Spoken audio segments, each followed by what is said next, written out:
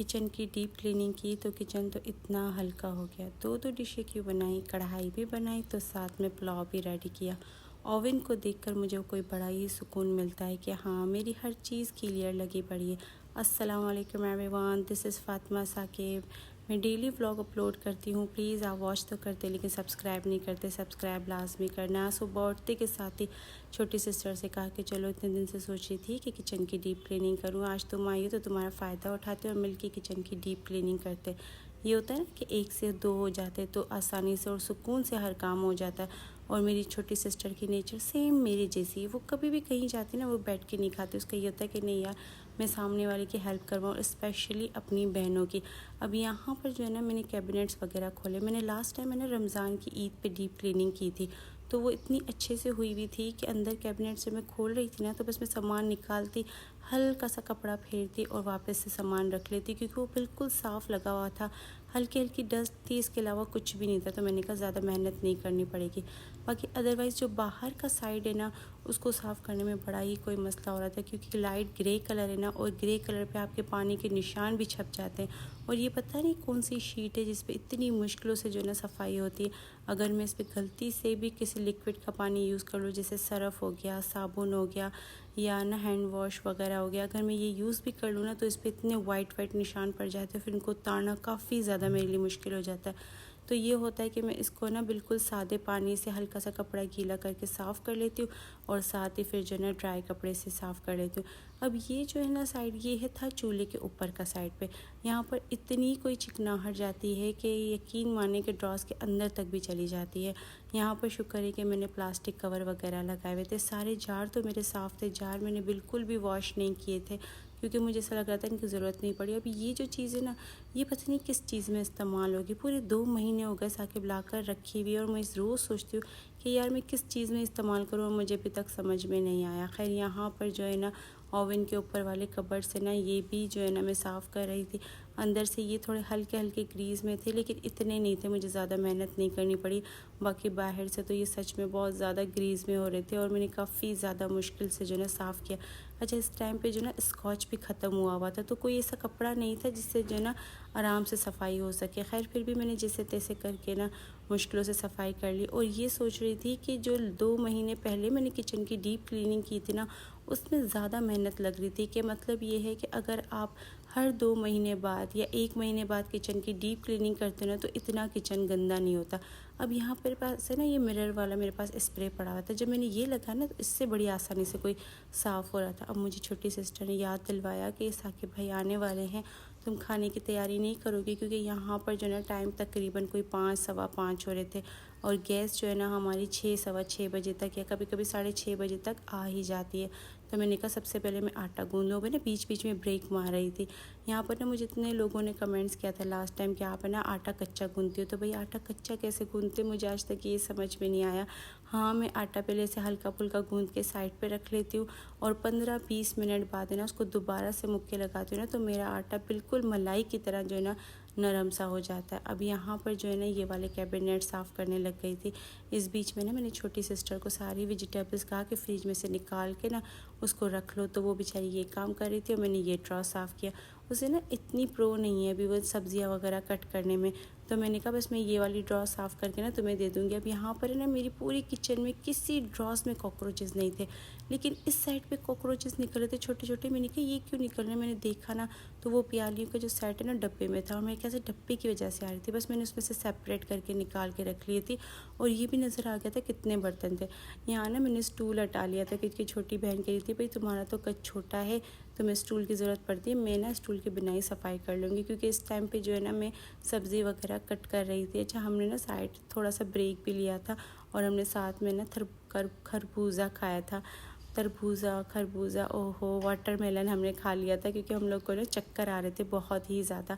फिर उसके बाद जो है ना मैंने छोटी बहन को कहा कि सारे जार जो है ना साफ़ सुथरे, बस ये 3 जार है ना ये ज़्यादा यूज़ में आते हैं, नमक का, चीनी और पत्ती का।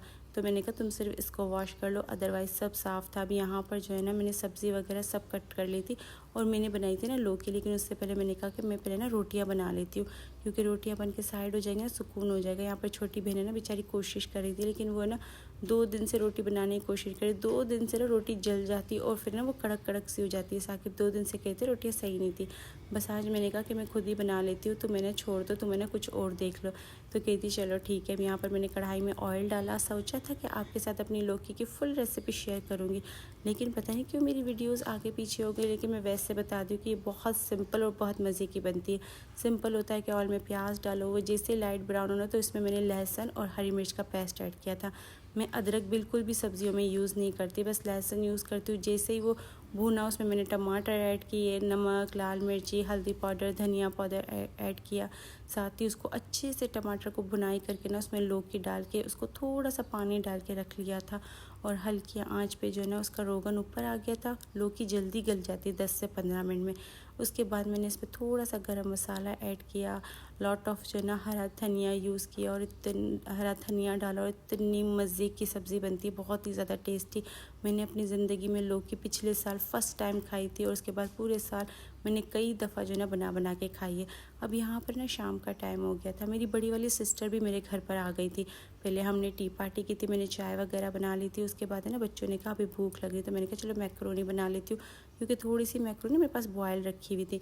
और मैक्रोनी बनाना मुझे इतना आसान हो गया। ये होता है ना कि आप काम कर कर के इस कदर एक्सपर्ट हो जाते हो कि आपको कोई काम मुश्किल नहीं लगता। पहले मैं मैक्रोनी बनाने वक्त ना सोचती थी कि ये बहुत मुश्किल काम है, लेकिन अब तो इतनी झटपट बनती है कि बस फ्राई पैन में ऑयल डालो, चिकन के क्यूब्स डालो, चिकन के पीसेस डालो, जैसे लाइट ब्राउन हो, सोया, चिल्ली, सिरका, नमक, काली मिर्ची, लाल मिर्ची, साथ ही लहसुन अदरक का पाउडर डाला। अच्छा, मैं 2 मसाले यूज़ करती हूँ, या तो मैं ना टिक्का मसाला यूज़ करती हूँ तो मैक्रोनी। अब इस टाइम पे मैक्रोनी मसाला ख़त्म था, मैंने इसमें टिक्का मसाला ऐड किया, इसको अच्छे से मिक्स किया। साथ ही मेरे पास सब्जियां इस वक्त सिर्फ 2 ही मौजूद थी, शिमला और बंद गोभी। उसको मैंने ऐड किया, उसको मिक्स किया, और इसमें मैंने ना मस्टर्ड पेस्ट भी ऐड किया था। उससे इसका फ्लेवर इतना मज़े का बन जाता, बहुत ज़्यादा। अब यहाँ ना मैक्रोनी मैंने इसमें ऐड की, मैक्रोनी हो गई थी डन। मैंने उसे हटाया, कढ़ाई रखी थी, और साथ ही ऑयल डाला, उसमें प्यारी बारीक प्याज कट करके ना मुर्गी और साबुत गरम मसाला डाला। अच्छा, ये कढ़ाई बन रही थी साकिब के लिए, इसलिए इसकी क्वांटिटी बहुत ज़्यादा कम थी। बहन मेरे पास आ गई थी ना, तो हमने डिसाइड किया था कि हम ना पुलाव बनाएंगे। लेकिन मैंने कहा कि मैं जो है ना साकिब की कढ़ाई बनाऊंगी, और बड़ी सिस्टर से मैंने कहा आज तुम पुलाव बनाओगी और मैं खाऊंगी, क्योंकि इतने दिन से ना अपने हाथ से कुकिंग कर करके मैं थक चुकी थी। अब यहाँ पर दूसरी कढ़ाई रखी, मैंने उसमें ऑयल डाला, प्याज डाला। प्याज डालते के साथ ही बड़ी बहन आई, उसने कहा कि चलो ला मैं बना ही देती हूँ। तो वो बेचारी जो है ना पुलाव बनाने लग गई थी, और मैं साथ में साकिब की कढ़ाई बनाने लग गई थी। साकिब ने ना जाते जाते कहा था कि मैं चावल बिल्कुल भी नहीं खाऊंगा, तो इसलिए मैंने उसके लिए ये कढ़ाई बनाई थी। ये कढ़ाई जो ना सालन टाइप पे बनती है, बहुत मज़े की। इसका टेस्ट ऐसा था जैसे शादियों का सालन। मैंने लास्ट में इसमें जायफल जावित्री का ना पाउडर ऐड कर लेती हूँ, इतना मज़े का फ्लेवर आता है। साकिब इसको कढ़ाई बोलता है, और मैं इसको शादी वाला सालन बोलती हूँ, क्योंकि इसका टेस्ट सेम वैसा होता है। और यहाँ पर बड़ी बहन है ना, वो पुलाव बनाने में लगी हुई थी, उसने जो है ना जल्दी से पुलाव बना ली थी। यहाँ मेरी कढ़ाई हो गई थी रेडी, मैंने उसको जो है ना अलग कर लिया था, क्योंकि छोटी बहन है ना वो खड़ी हुई थी, बस बार बार मेरी एक भी प्लेट गंदी होती ना वो जल्दी से वॉश कर रही थी। तो उसने मुझे कह दिया था कि तुम्हें ना ये वाली कढ़ाई मुझे खाली करके दे दो, क्योंकि अब तो गैस वैसे भी चली जानी है, तुमने ओवन में साकिब भाई का खाना गर्म करना है, तो मुझे ना बर्तन दे दो, तो मैं ये कढ़ाई भी वॉश कर लो। अच्छा, ये होता है कि बहनें अगर घर आ जाएँ, वो मिलके कुकिंग करें ना, तो कुकिंग से पहले पहले आपका पूरा का पूरा किचन साफ़ होता है। यहाँ पर ढेरों ढेर बर्तन थे, उसने सारे के सारे बर्तन धो दिए थे। बड़ी बहन ने जो है ना बिरयानी दम पे लगा ली थी, और मैंने जो है ना साकिब की कढ़ाई बनाने के बाद मैंने कहा चलो मैं जल्दी से रायता बना लेती हूँ। चपातियाँ मैंने कहा था कि साकिब तुम आते हुए ना अपने लिए खुद ही बाहर से ले आना। बिरयानी बहुत ज़्यादा टेस्टी बनी थी, और काम भी काफ़ी ज़्यादा जल्दी हो गया था। फिर हम लोगों ने बहनों ने बैठ के मिलके इतनी सारी गॉसिप की थी, बहुत सारी। अम्मी को बहुत ज़्यादा मिस किया था, क्योंकि हम चारों बैठ के अक्सर गॉसिप करते, और अम्मी अभी हमारी है नहीं, वो कराची ही गई नहीं, अभी तक आई नहीं है। अब यहाँ पर जब है ना मैं बिरयानी निकाल रही थी ना, तो मैं ये सोच रही थी कि यार इतने दिन से मैं अपने हाथ से बिरयानी पुलाव खा खा के ना थक चुकी थी। आज थोड़ा नया टेस्ट आएगा ना, और मेरा दिल भी बहुत ज़्यादा चाह रहा था कि मैं अपनी बड़ी बहन के हाथ की पुलाव खाऊँ। वो इतनी मज़े की बनाती ना, बहुत ही ज़्यादा टेस्टी बनाती है। अब इसके साथ जब हमने सैलेड डाला था ना, तो ओहो, इसका तो लेवल ही अलग हो गया था। हमने पेट भर के सब बहनों ने खाना वाना खाया, उसके बाद किचन वगैरह साफ़ हो गया था। अब ये जो क्लिप है ना, ये नेक्स्ट डे का क्लिप है। हमारा किचन 2 दिन में जाके साफ़ हुआ था, 1 दिन में इसलिए आधा रह गया था क्योंकि बड़ी बहन आ गई थी।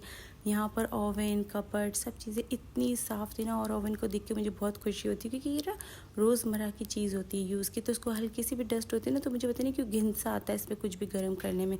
यहाँ सारे मेरे जार वगैरह हर चीज़ इतनी चमक रही थी ना, पूरे घर को देख के मुझे खुशी हो रही थी। मतलब सिर्फ किचन को, यहाँ चिमनी वगैरह भी मैंने अच्छे से रगड़ रगड़ के साफ़ की थी। ये मैं इतनी साफ़ कर लेती हूँ ना कि नीचे के साइड से भी साकिब को यकीन ही नहीं आता कि ये मैंने घर में साफ़ की, क्योंकि इतनी ग्रीस लगी हुई होती है। ये वाला कॉर्नर भी साफ़ कर लेता है। अच्छा, जब आप किचन साफ़ करने लगते हो ना तो आपके इतने एक्स्ट्रा बर्तन निकल जाते हैं ना कि मेरे कैबिनेट्स हमेशा फिर खाली हो जाते हैं। अब यहाँ पर ना ये मेरे ऊपर नीचे के 2 कैबिनेट्स बिल्कुल ही खाली थे, बस इनमें 1-2 मैंने शीशियाँ रखी हुई थी, बाकी अदरवाइज़ पूरा खाली था। यहाँ पर ना मैंने अच्छे से गैस की मशीन तक भी मैंने रगड़ रगड़ के साफ़ की थी। अब ये ना कि पूरा 1-2 महीना मेरी किचन की छुट्टी हो गई, चलते फिरते हल्का फुल्का कपड़ा फेर लूँगी, बाकी डीप क्लीनिंग नहीं करूँगी। अच्छा, अक्सर ये होता है ना कि जो आपके वॉश बेसिन के नीचे जो आपका कबर्ड होता है ना, लोगों का यूज़ में नहीं आता, पानी की वजह से स्मेल हो जाती है, कीचड़ होता है, लेकिन अल्हम्दुलिल्लाह मेरा कभी ऐसा नहीं हुआ। मेरा ये कोना हमेशा ड्राई होता है, मैं इसमें अपने बर्तन भी रख लेती हूँ, कोई स्मेल वगैरह कुछ नहीं होती। ब्लॉग अच्छा लगे तो लाइक और कमेंट ज़रूर करना, प्लीज़ सब्सक्राइब तो लाजमी करना।